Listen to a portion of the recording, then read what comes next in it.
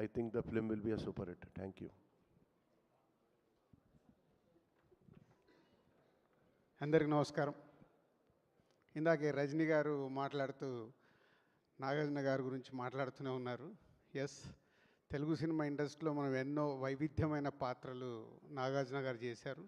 First time ఒక negative role కూడా నాగార్జున గారు చేస్తున్నారు. ఇది లోకేష్ గారు ఏదైతే ప్రీవియస్ ఫిలిమ్స్లో ఎవ్రీ క్యారెక్టర్ని హీరోలు యాక్ట్ చేసినప్పుడు ఎలా డిజైన్ చేయాలో లోకేష్ గారికి బాగా తెలుసు.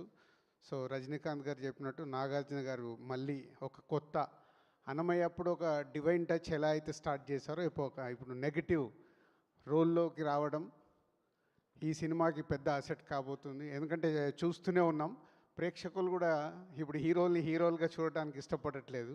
సో హీరోలే సంథింగ్ ఇంకేదో కొత్తగా చేస్తానే చూస్తున్నారు. మనము ఇటు పుష్ప కానీ అంతకుముందు కేజీఎఫ్ కానీ ఎన్నో సినిమాలు చూసాం. అలాగే లోకేష్ గారి సినిమాల్లో సూర్య గారిది లాస్ట్ ఫిలింలో చూసాం ఇలా.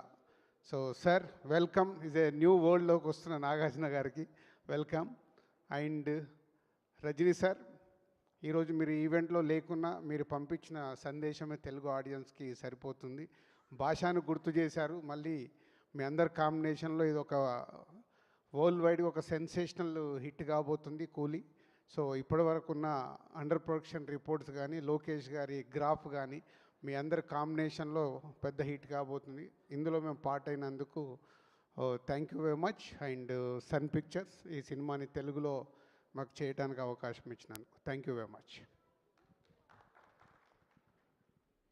Thank you so much Dil Raju గారు.